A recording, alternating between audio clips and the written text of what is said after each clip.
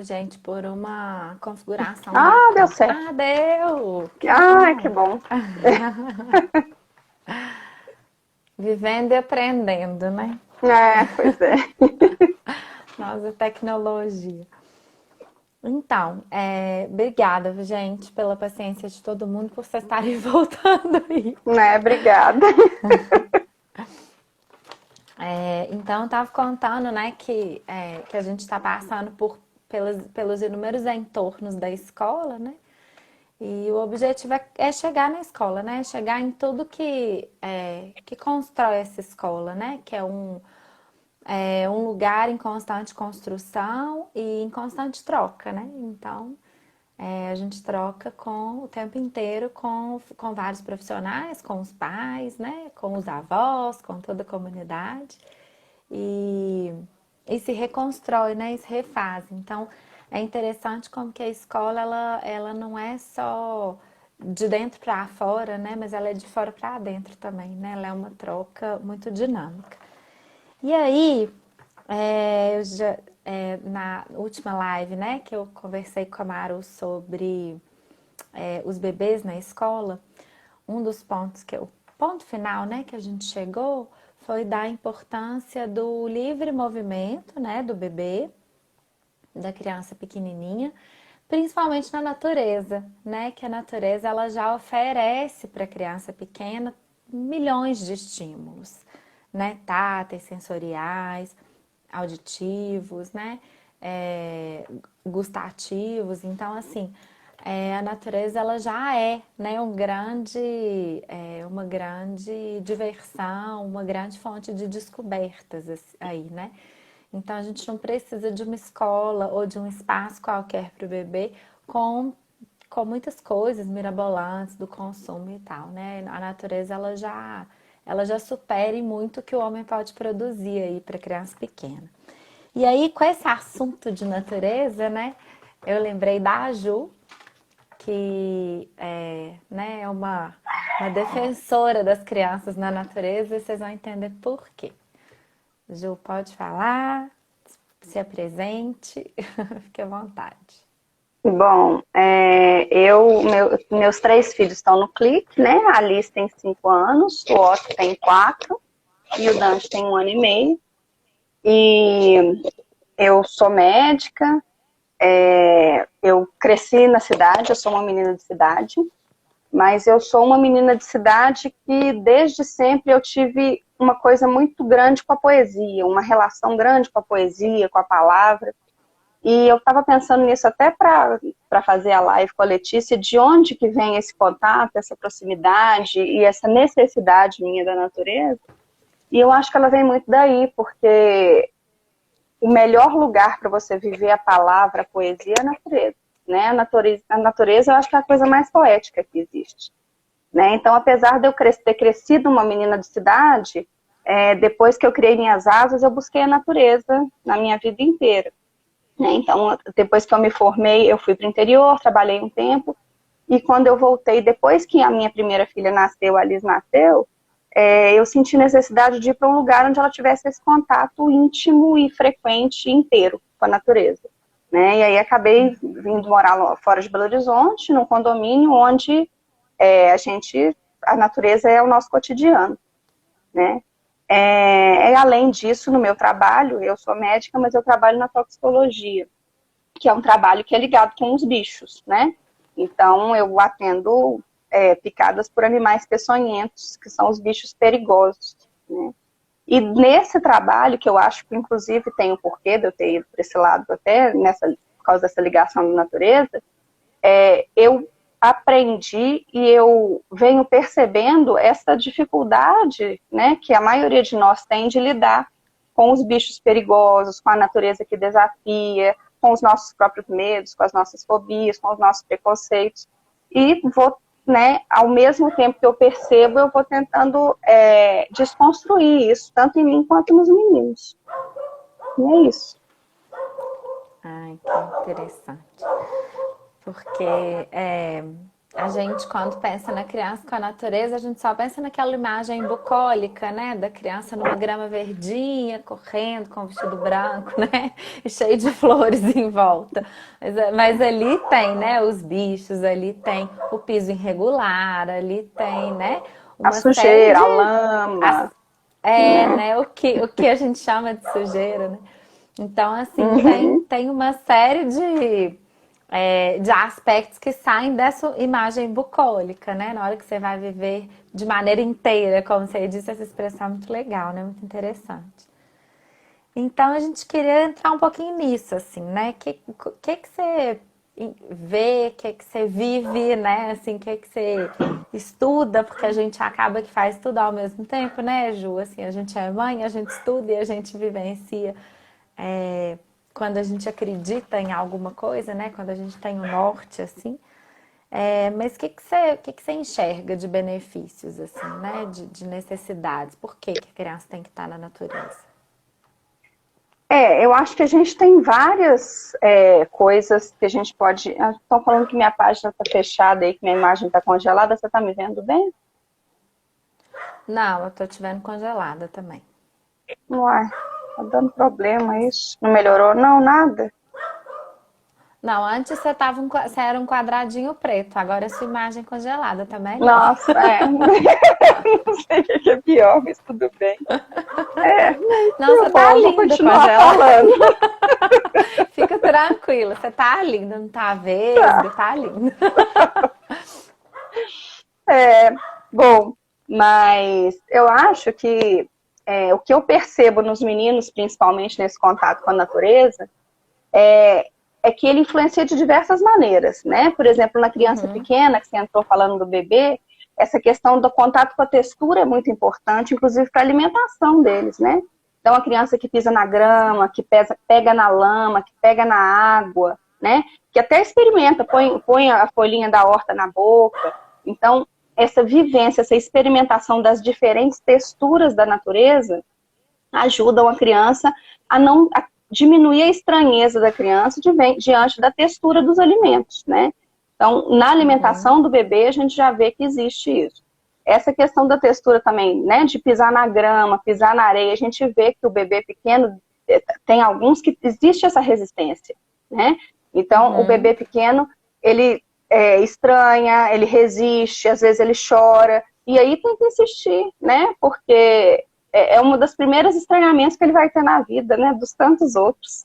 Então, a gente Uhum. lidar e aprender a lidar com esses estranhamentos pequeno, o mais precoce possível, ajuda a gente a lidar com o restante dos estranhamentos que a gente vai ter pela vida afora, né?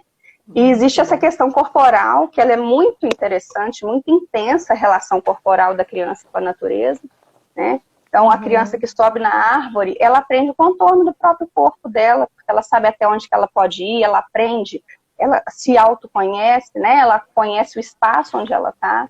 A criança, eu costumo observar muitos meninos, que aqui tem muita framboesa dessa silvestre, e tem muito espinho.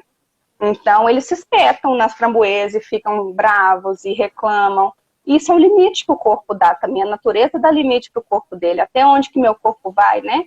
Então, a criança com a formiga, por exemplo, ela aprende que se ela apertar demais, a formiga morre, a formiga pica, né? Então, existe uhum. essa questão do limite dela e o limite do outro. Então, a gente tem diversas experimentações da criança na natureza e essas experimentações elas vão ser ferramentas para a criança lidar com a vida, né? Então, são Uhum. coisas que eu tenho observado e que têm sido bonitas, assim, aqui no crescimento dos meninos aqui em casa e que a gente vê, né, na criança que é livre na natureza, a liberdade e o conhecimento, o autoconhecimento que ela vai construindo ao longo dessa vivência.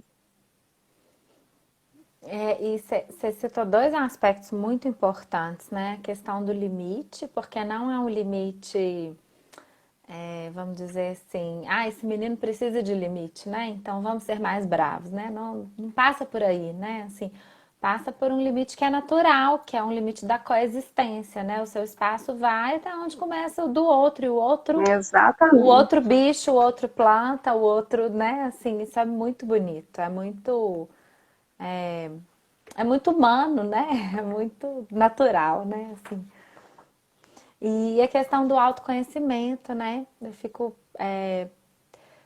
pensando muito nisso, assim, né? Na primeira infância, como que a gente, né? Como eu falo em outras lives, assim, a escola, na primeira infância, ela passou, né? De um lugar assistencialista para um lugar para preparar para o ensino fundamental, né? Uma pré-escola. E na escola maior, né, assim, das crianças maiores, a cabeça ela vale mais que o corpo, né? Assim, e a gente está trazendo isso para a educação infantil também. E eu fico me Uhum. perguntando quais são os efeitos de uma geração que não sabe o corpo que habita, né? Que não conhece o corpo que habita, assim. Exatamente. E essa criança que ela é criada num ambiente controlado, né? Que é um ambiente Uhum, emborrachado, emplastificado, né? De espuma. É uma criança que não cai, não rala o joelho, né? Que não se suja. Eu acho que é exatamente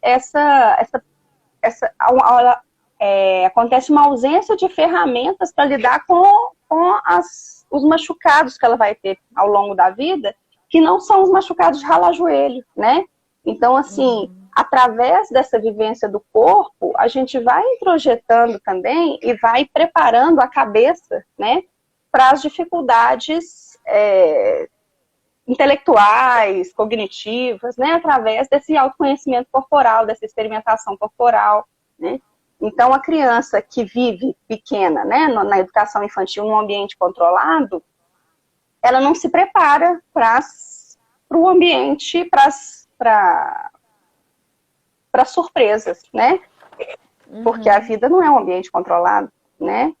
Então, esse contato com a natureza, esse estar num lugar onde você não espera, você não sabe o que vai acontecer, você se depara com seres, né, que você não conhece, que você toca e você não sabe o que vai acontecer, isso te prepara também para lidar com o outro, né, para lidar com novas experiências.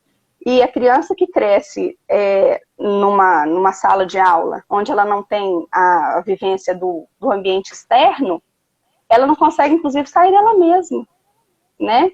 Porque quando você Uhum. sai da sala de aula e vai para o ambiente externo, você enxerga o outro, que é exatamente aquilo que a gente falou. Né? E você enxerga aquele mundo lá fora, né? Então, você estar dentro da sala de aula o tempo todo te limita em uma série de questões, né? Nas questões corporais, nas questões de lidar com o outro, de lidar com o novo, né? De estar aberto para se machucar, ralar um joelho e depois voltar para si e ganhar com isso, né? O que você ganhou com isso. Então, essa vivência e essa experiência com a natureza, ela tem um papel muito importante, né, nessa relação. Nossa, maravilhoso. É, eu lembrei de uma situação que a gente viveu nessa pandemia aqui em casa, que o Theo, aqui em casa a gente mudou tem pouco tempo, então assim, eu não conheço todas as plantas que tem na área externa e tem muita planta. O pessoal que morava aqui falava que era planteiro. Então eles têm muitos vasos, enfim, né? Tem tanto árvores quanto vasinhos. E aí ele entrou dentro de casa com a mão meio avermelhada, mas não tinha nada aparentemente, e falando que estava doendo, que estava doendo, que estava doendo. Mas ele, né, acabou de fazer 3 anos, ele não conseguia descrever o que estava doendo. E ele teve que ter resiliência para a gente ir lá fora, investigar o que podia ser, né? Assim, se era queimadura, se era algum bicho que ele tinha pegado, ele teve que ter autocontrole, assim, né? Para ir lá mostrar no que ele mexeu, né? Enfim. E eu achei, e demorou um tempão, porque ele pegou umas frutinhas pretas de uma árvore que chama Árvore da Felicidade, esfregou na mão a ponto de dar como se fosse uma node, assim, sei lá. E a gente custou tirar o negócio, né? Enfim. Mas ele demorou um tempão, assim. E aí ele esfriava a mão, daí a pouco na água ele vinha e falava que tava doendo de novo. E eu achei tão interessante. Eu falei, nossa, que aprendizado, né? Assim, eu não conseguia ir lá resolver o problema dele. Ele tinha que ir lá e me contar, né? E contar pra gente, enfim. e antes ainda dos 3 anos, né? Achei muito legal. Você falando disso me lembrou da Liz agora na quarentena também, e o Danilo, que é o filho da Grazi, né, que é a nossa ajudante aqui, a babá dos meninos, estava morando com a gente aqui na quarentena, e aí ela e o Danilo resolveram fazer uma poção mágica com as coisas da horta, e nessa poção mágica eles misturaram pimenta, bastante pimenta, e experimentaram a poção, ficaram com a mão ardendo, o olho ardendo, a boca, inchar a boca, chorando e tal. Falei, Liz, mas você não sabia que pimenta ardia? Sabia, mamãe, mas fazia parte da experiência. Então, Fazer assim, parte. ela sabia que mas fazia parte, aquilo, ela tinha que fazer aquele experimento, mesmo sabendo das consequências daquilo, né? E aí, por mais que tenha sido desconfortável, ela te consolou ali, né? E essas experimentações são infinitas, né? São possibilidades infinitas de experimentação na natureza, né? Então, e é maravilhoso, né? Porque aí a gente cai no reconhecimento dos próprios limites, né? Assim. Uhum. E a criança cai no Exato. reconhecimento. Ah, Não, pode falar. pode falar. Não, eu ia falar que a criança cai nesse lugar de testar o corpo, né? A natureza, ela traz essa possibilidade, mais do que as nossas coisas de concreto, assim, né? De testar o corpo, tentar pegar no galho mais alto, ver se você tem força, né? Para se sustentar no braço, em uma perna só, né? Ao subir na árvore. De testar, né, a questão da ardência na boca, né? O Theo também vive comendo pimenta aqui em casa, que ele acha, né, no quintal. E de fazer esse teste mesmo, né? Cavar o buraco, ver até onde você tem força para cavar, até onde você tem Uhum. paciência, né? Se você chega, né, no seu objetivo, esse teste da força física, né? Assim, de que tamanho que seu corpo é muito interessante também, né?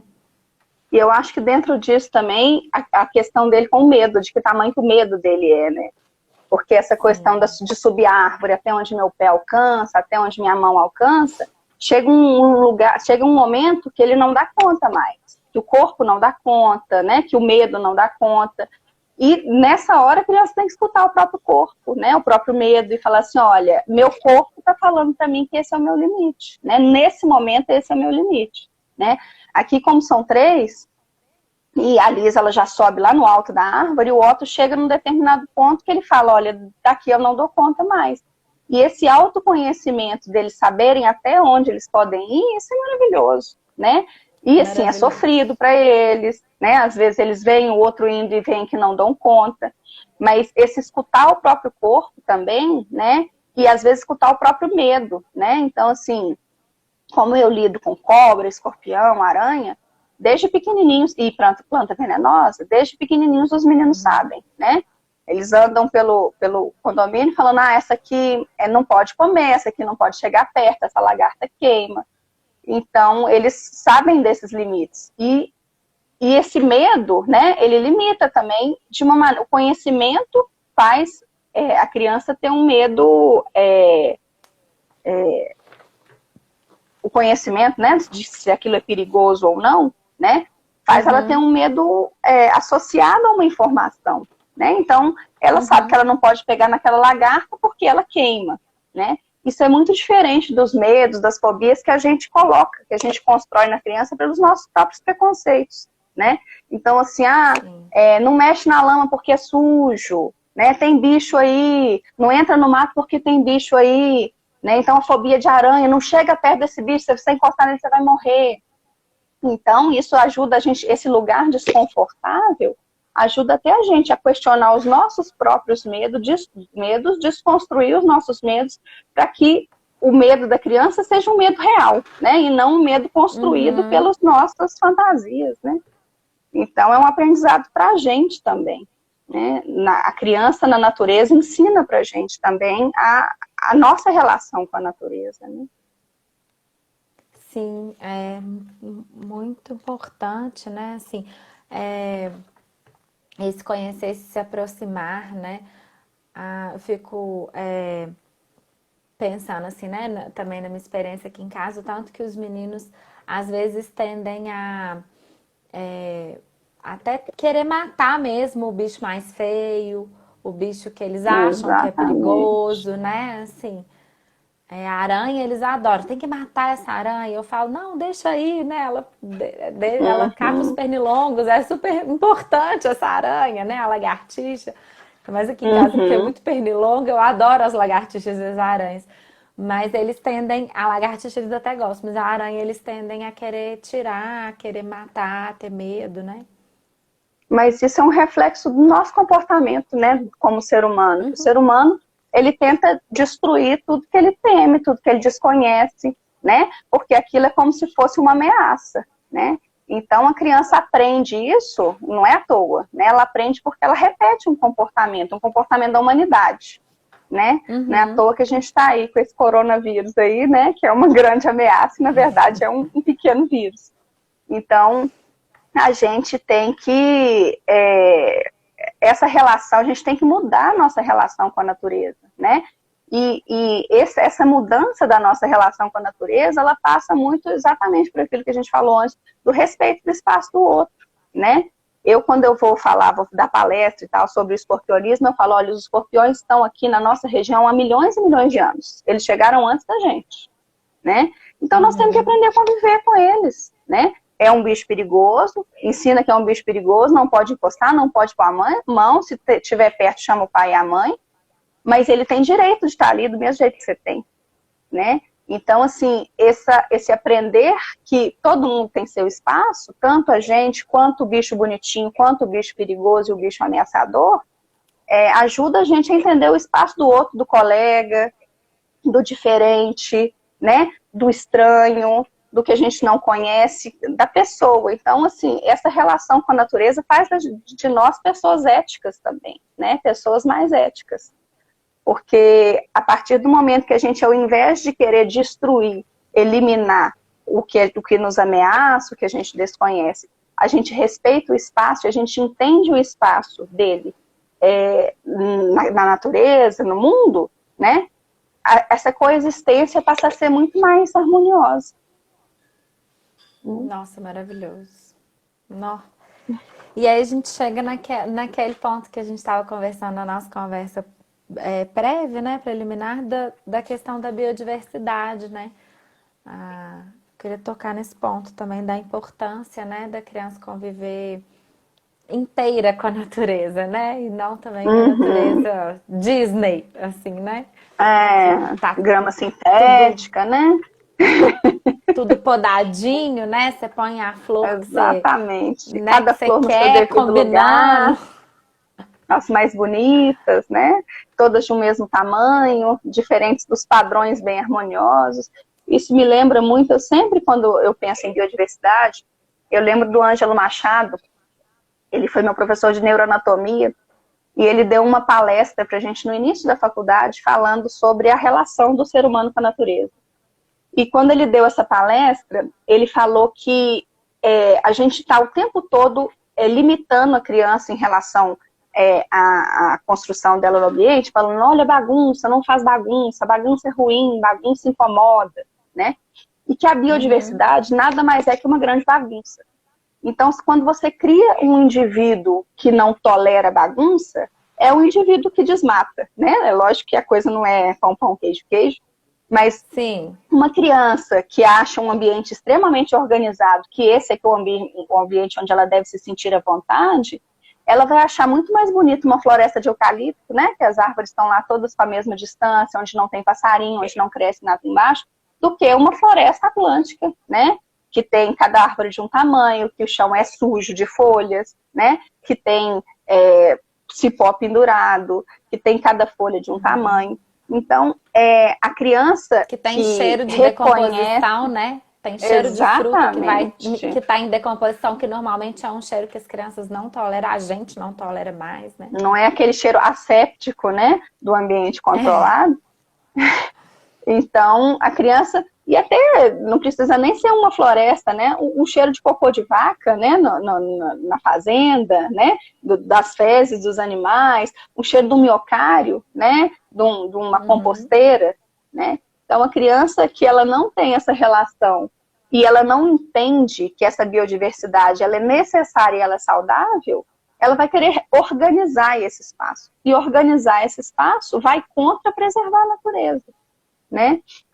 Além do que, a gente estendendo, quando a gente entende a biodiversidade na natureza, a gente entende a diversidade no ser humano também, né?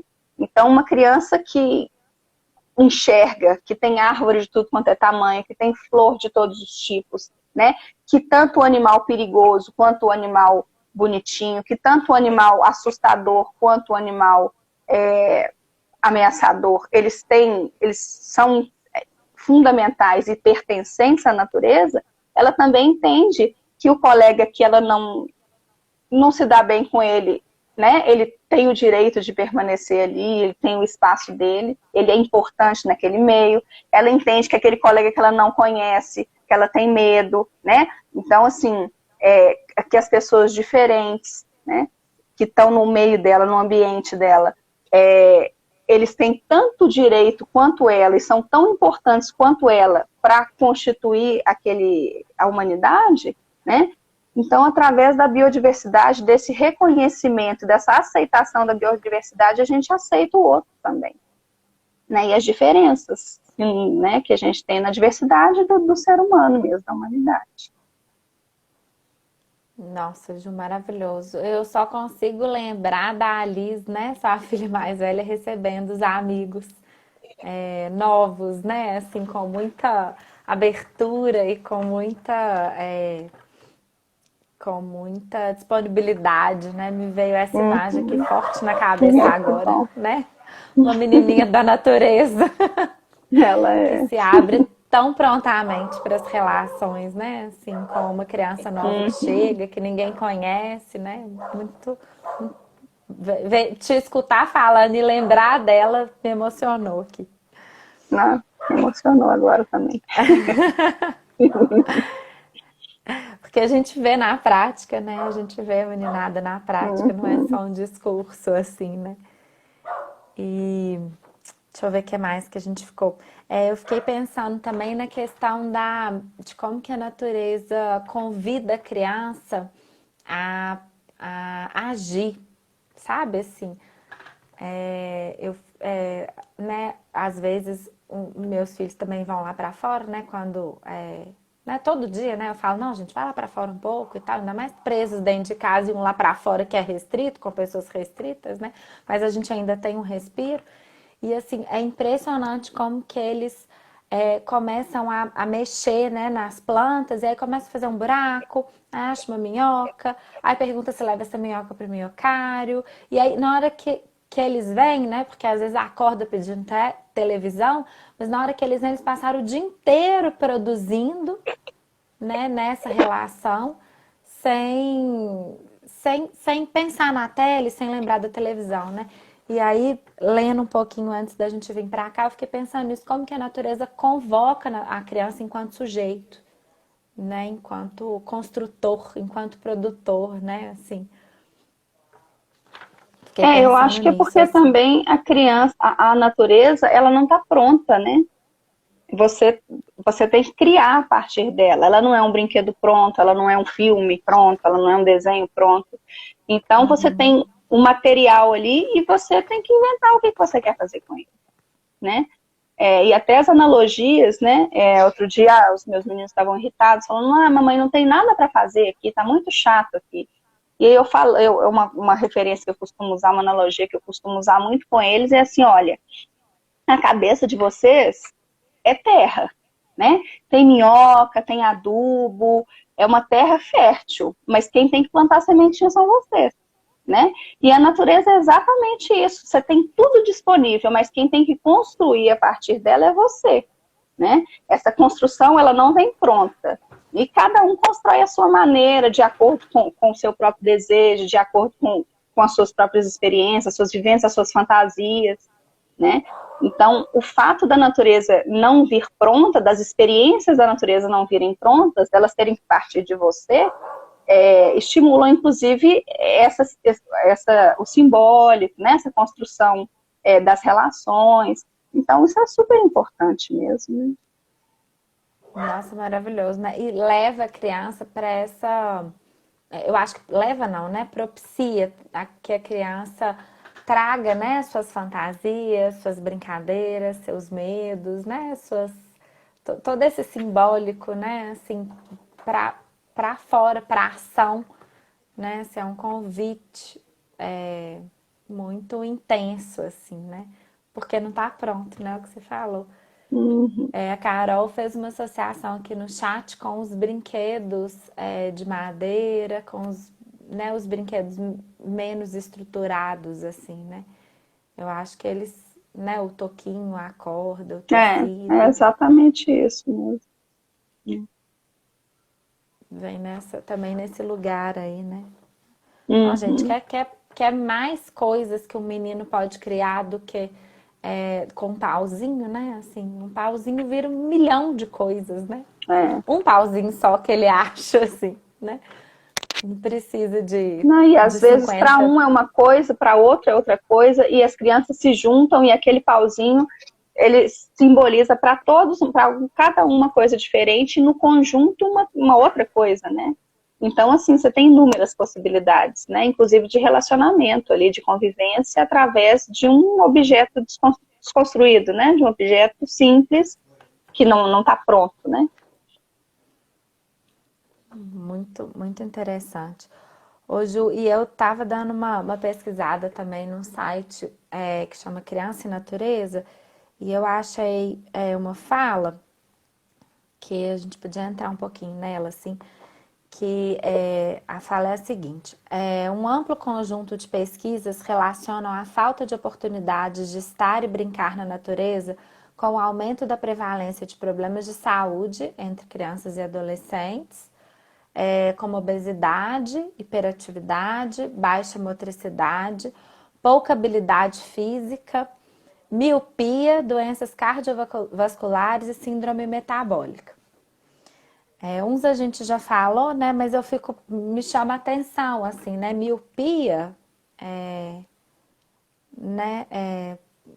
Síndrome metabólica, né? Doenças cardiovasculares, assim.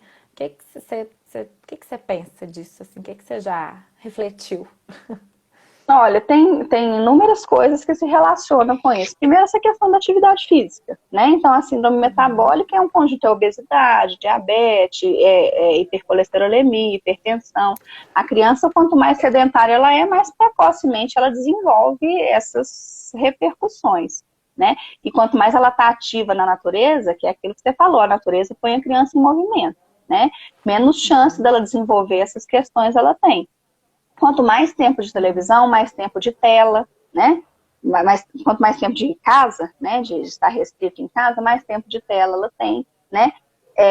Menos experimentação visual mesmo, né? De olhar ao longe, olhar perto, detalhe, né? E acaba que essa restrição, esse mundo bidimensional do dentro de casa, da televisão, do computador, né? Ele também influencia na questão visual, né? Então, o mundo tridimensional do lado de fora, ele estimula tanto, não só o cognitivo, mas a visão. Então, a criança, quanto mais restrita no domicílio ela é, mais restrita ela é do ponto de vista visual, inclusive, né? Uhum. E tem a questão psíquica, né? Que é muito importante. Você vê que agora, durante a quarentena, 73% das crianças do mundo estão em isolamento. Né? Isso é uma porcentagem muito grande de crianças que, Meu Deus. e se você for pensar que uma grande parcela dessas crianças está num ambiente, num apartamento pequeno, né, que não tem área externa, que ela não tem como vivenciar esse lado de fora, uma série de questões vão sendo agravadas aí, né? Inclusive o aumento do medo, né? Que a criança, quando ela fica restrita naquele ambiente, a fantasia aumenta, porque quando ela tem vivência do lado de fora, quando ela vê o lado de fora, ela amplia a visão dela, ela se conforta nisso. Agora, a criança que ela tem Uhum. só o ambiente domiciliar dela, e esse ambiente domiciliar associado à ansiedade dos pais, né, ao medo que vem do desconhecido, que vem da família também, isso só vai piorar essas questões emocionais para a criança, né? E aí é uma criança que, além de estar sem atividade física, ela tem essa questão do medo. Então, uma criança que dorme mal, né?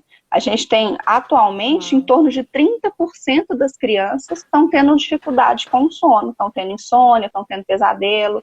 30% das crianças estão em quarentena no mundo, né? E eu já tinha comentado com você, né, quando a gente Nossa, conversou, são números que muito altos, né? não, 30 30%. praticamente um terço das crianças, em algum momento da quarentena, vão ter dificuldade para dormir, né? E de uma em cada 6 crianças menores de 10 anos está tendo algum sinal de depressão.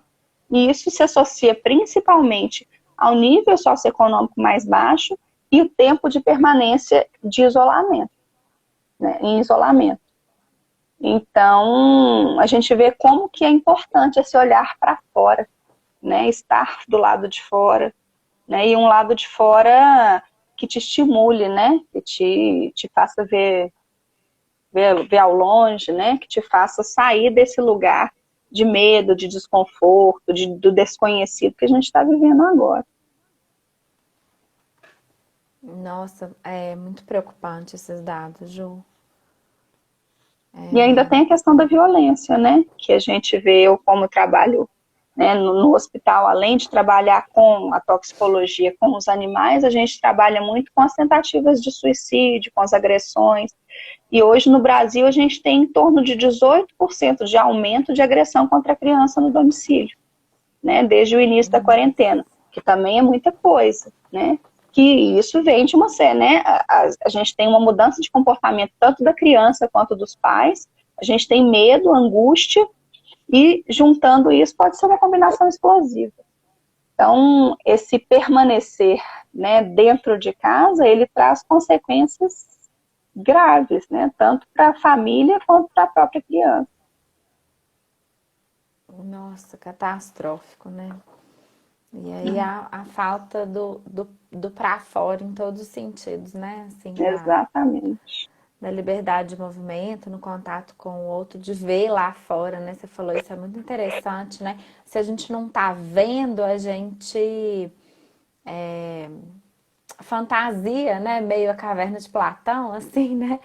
A gente fantasia o que tá do lado de fora, né? E os meninos estão fazendo isso, né?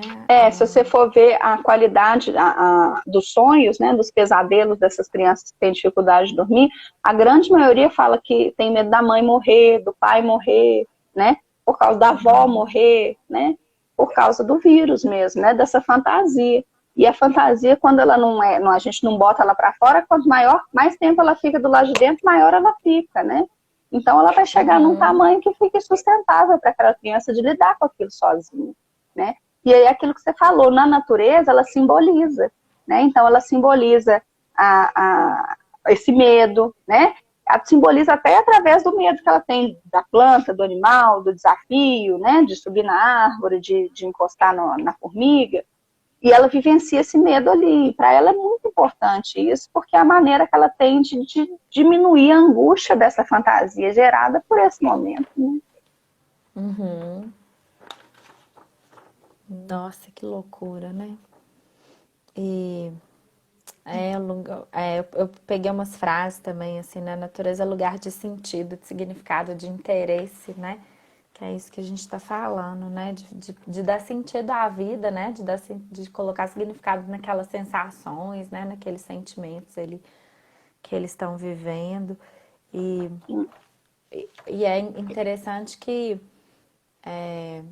quando a gente pensa, né? A gente escuta muito das pessoas assim, né? Ah, eu vou achar, nesse momento, né?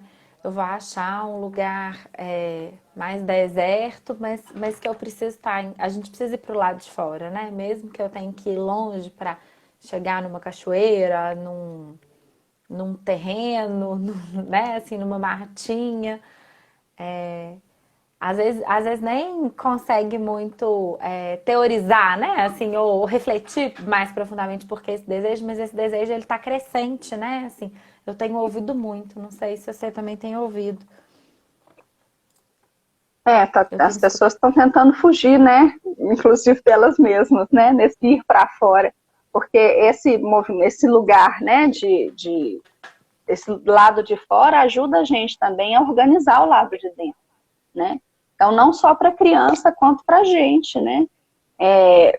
Quando você fica dentro de casa, né, principalmente se é um ambiente restrito, você chega num grau de desorganização interna que você tem que olhar para fora para você conseguir se reorganizar internamente de novo, né? Inclusive para lidar com essa criança, né? Então, nós adultos também é importante esse lidar, esse estar na natureza, para a gente conseguir dar conta da gente e organizar a criança, né? Que mora com a gente, que precisa da gente nesse momento, né? Então, a natureza ela é importante para todo mundo, até porque a natureza somos nós, né? A natureza somos nós. Então, esse ir para a natureza nada mais é do que voltar para a gente mesmo, né? Porque a gente perde muito essa característica de ser da natureza, né? Porque a gente adquire essa série de estereótipos, né? Do Homo sapiens atual, contemporâneo, né? Que vive agarrado no telefone, né?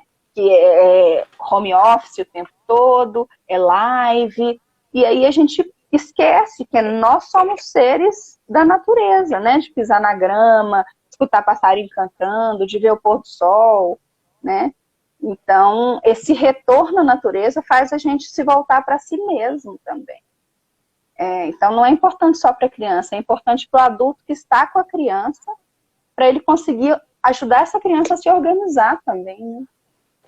Uhum. Claro, com certeza.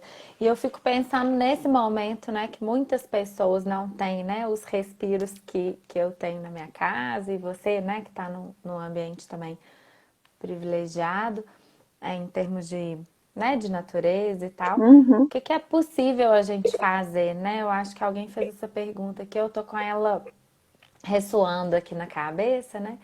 De o que é possível fazer, né? Já que, que nós somos a natureza, que a gente precisa dessa conexão, que as crianças precisam dessa conexão, né? Desse olhar para fora, assim. Eu acho que o que a você gente tem... precisa... Pode falar. Não, eu ia perguntar se você tem pensado em alguma coisa, se você tiver Não, alguma eu acho que ideia. assim, a natureza ela tá nas pequenas coisas, né? Lá naquele início que eu falei que eu era menina de cidade, né? Que foi por causa da poesia que eu cheguei na natureza, por causa da natureza que eu cheguei na poesia, né? Então a natureza está na semente de feijão que você coloca ali no algodão e vê crescendo, né? E para criança isso é uma experimentação maravilhosa, né? Então um pouquinho de terra que você pega no canteiro em frente ao apartamento, né? Em frente ao prédio e como é que você vai trabalhar com aquela terra? Põe a criança para pegar na terra molhada, para sentir o cheiro da terra, para ver uma plantinha, uma semente crescer, né? Então, assim, tem N outras maneiras de você lidar com a natureza sem estar num ambiente externo amplo, né? Então, você vê o pôr do sol, você vê a estrela no céu, você vê a lua, como é que está a lua, né? E a natureza do próprio corpo, inclusive, né? Então, assim, quando a gente se volta para si, a gente vê a natureza, né? Por que a minha unha cresce, né? O cabelo, ainda mais agora na quarentena, né? Que a gente está com essas questões dos cabelos aí, né? Então, tem um mundo de coisas que dá para a gente explorar no próprio corpo e nas plantas, né? Nos bichos que nos cercam ali. Então, um canteiro que tem na frente do prédio tem um tatu-bola, né? Tem um grilo, uma formiga. Então, assim, esses pequenos olhares, são essas pequenas amostras de natureza, às vezes ensinam muito mais do que subir numa árvore de 2 metros de altura, de 3 metros de altura, né? Então, eu acho que a gente não tem que ter um ambiente grande para conseguir olhar para fora, a gente tem que mudar o olhar, né? Maravilhoso. Então, assim, desliga o telefone 2, 3 horas, né? Senta no box do banheiro que seja, com um pouco de terra, água, farinha, né? E textura, né? Texturiza e vê qual que é a experiência da criança com aquilo, né? Então, os sabores, né? Das verduras, dos legumes, as cores, né? Que a natureza é isso, né? É tato, é gosto, é cheiro, né? E são coisas que no dia a dia da gente a gente acaba esquecendo, que as coisas estão ficando muito iguais, né? E a natureza é aquilo que Uhum. é diversidade, a diferença, né? Então, esse olhar para fora, a gente não precisa estar num parque ecológico, né? A gente pode olhar para fora da janela de casa e enxergar essas coisas e conseguir ter um respiro mesmo, né? Desse mundo interior bagunçado aí e tentar se organizar dentro disso. Nossa, muito interessante. É impressionante como que quando a gente pensa numa educação, assim, com verdade, com presença, com inteireza, né? As coisas vão, os assuntos vão se encontrando, né? Porque você citou Né? várias observações, né? Dessa relação com a natureza que a Helena citou na live que ela trouxe a questão da história, né? A questão da criança se perceber nesse momento e não ficar suspensa no tempo, né? Dela perceber que o tempo está passando, que ela está crescendo, que ela está fazendo coisas, né? Dela se inscrever neste momento. E é muito interessante como que toda vez que eu discuto com a Helena sobre letramento em história, a Helena Molo, né? Ela fala muito sobre letramento em história, né? Ela volta na natureza, porque o ambiente dos processos, da lentidão, né? Que a criança consegue observar, assim, né? O que você está falando, né? A plantinha, o feijãozinho crescendo, a criança consegue observar aquele processo, né? Assim, que muitas vezes para fazer a comida ela não observa, né? Que a gente, enfim, Uhum. tira ela da cozinha, o fogão né? É perigoso, Perigoso. mas que a natureza é uma oportunidade ímpar, né, da criança entender processos, causas e consequências, inícios, meios e fins, né, conceitos fundamentais até pedagógicos, né, assim, para, enfim, né, para a vida e para a escola lá na frente. Aí eu gosto muito de trazer, assim, como que as coisas, né, a formação humana, a formação pedagógica, cognitiva, ela é toda, né, ela vai junto, assim, Entrelaçada, né? É, sim, ela é toda entrelaçada, né, ela vai junto, ela não dá mesmo pra gente fazer um lado só, né, só o né? cognitivo. Ainda bem, né?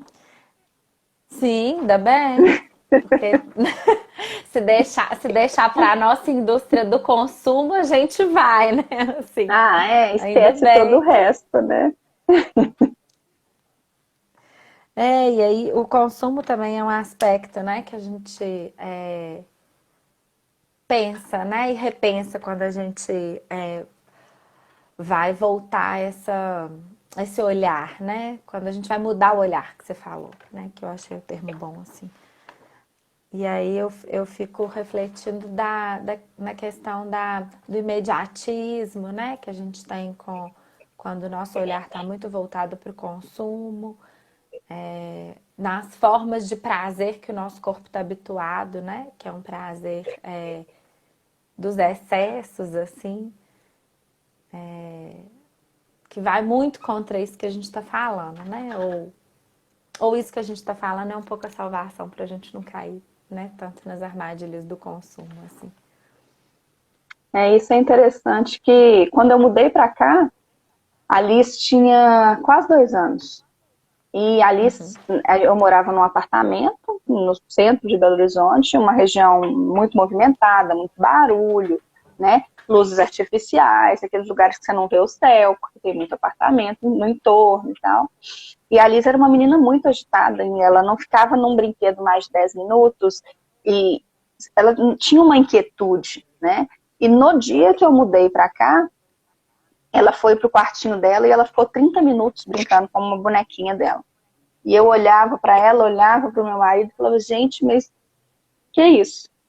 E essa é justamente essa falta de estímulos, né? Desses estímulos que a gente não enxerga, que estão o tempo todo, né? De iluminação, de Uhum. barulho, de consumo mesmo, né? A televisão, né?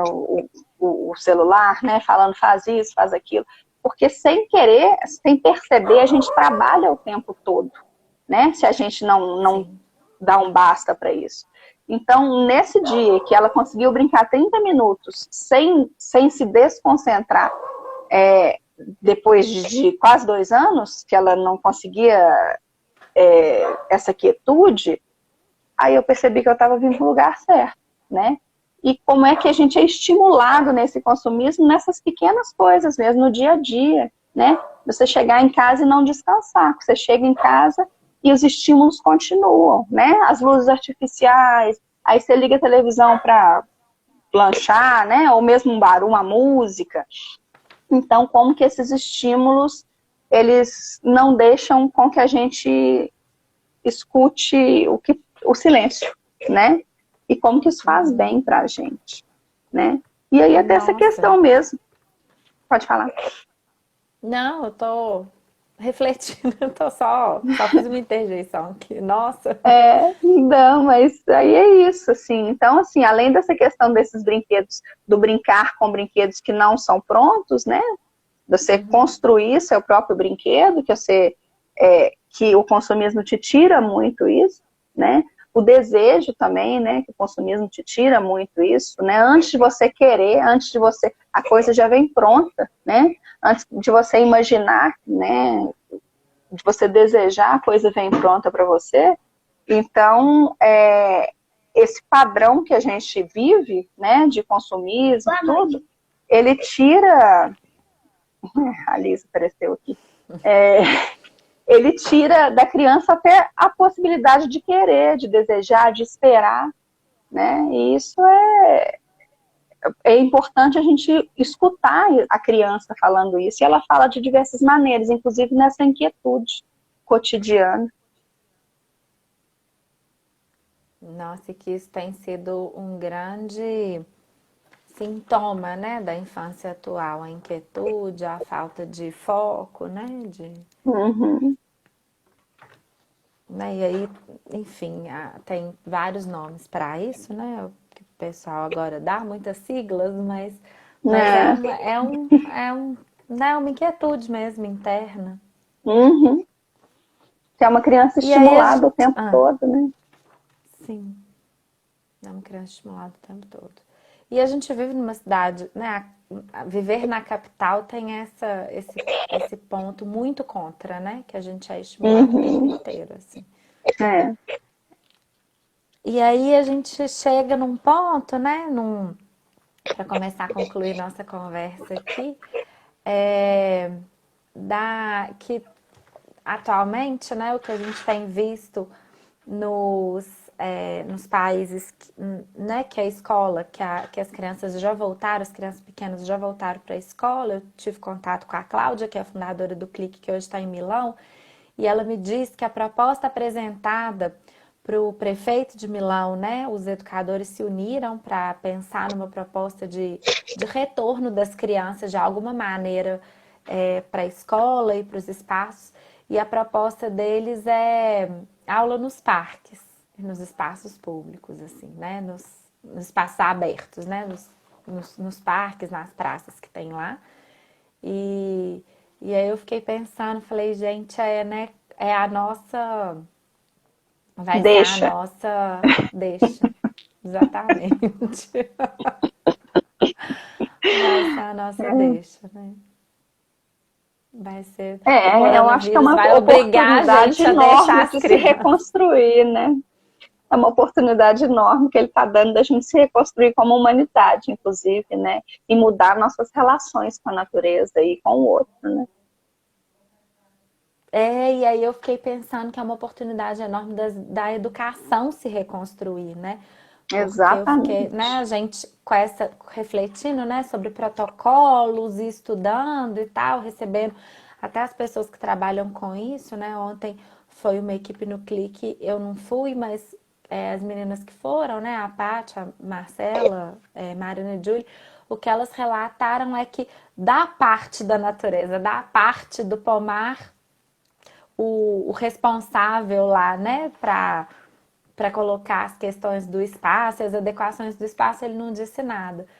E aí eu fiquei perguntando, mas não, né, e aí, né? Se uma criança pega na árvore, a outra pega na árvore, né?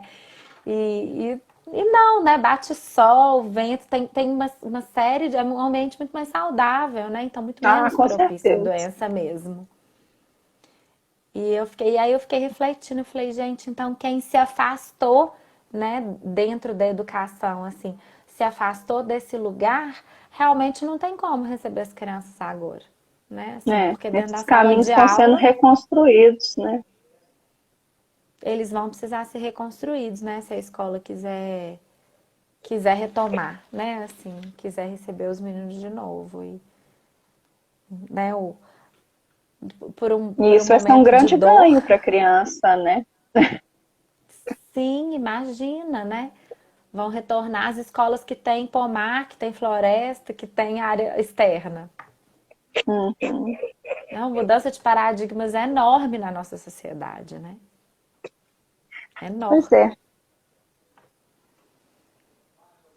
Ô, Ju, então eu vou fazer esse link, né, com a conversa de terça-feira, porque a gente está mesmo enxergando, né, o espaço externo, a natureza, é, e esse contato, né, e a escola do lado de fora da sala, né, a escola sem paredes, a escola em contato com a natureza como realmente o melhor caminho aí, né, o único caminho, talvez, para a gente retomar nesse momento para as crianças, para que as crianças possam sair desse isolamento que já chegou num ponto de adoecimentos, né? Psíquicos e físicos e tudo. E aí eu chamei a Bel, que dá oficina de Horta e Natureza no Clique, para contar um pouquinho sobre essas possibilidades, né? Como que a natureza está dentro da escola, quais são né, os caminhos, as oportunidades, as possibilidades que a gente pode trazer dentro da experiência dela para inspirar, para dar ideias para as pessoas aí. A gente Ai, vai ser maravilhoso. Eu tô doida para assistir já. voltar com essa escola diferente possível, assim, né? É. Escola da natureza, né? Porque a Escola da natureza, no natureza. final, a nossa escola é a natureza, né? Eu É a acho que nossa o maior lugar onde a escola, gente né? mais aprende é a natureza, né? Inclusive a ser gente, né? Então, assim, eu acho que esse é o caminho mesmo, né? E que oportunidade, né, que a gente está tendo nessa situação, nesse contexto de pandemia, de olhar para fora e se ver como um ser pertencente à natureza, né? E eu acho que é isso mesmo, né? A gente tem que olhar para fora mesmo, né? Tá, acho que vai ser uma grande oportunidade para a educação se reinventar e para a gente pensar o que que é, né, educação, o que que é de valor, o que que a gente quer para essa geração, né, e o que que a gente quer para o futuro, né, da humanidade aí, com E essa... qual que é a importância dessas crianças, né? Hoje, e da gente na vida dessas crianças, e do educador e da educação infantil, né? Qual que é o lugar disso na vida dessas crianças, né? E isso eu acho que veio também para a gente construir em cima disso, né? Pensar Uhum, qual que é o lugar do educador, da escola, né? E da criança na humanidade hoje, né? E que sim, criança que a gente quer para o mundo, né? exatamente. Que criança que a gente quer para o mundo, né? Como que a gente trata as nossas crianças.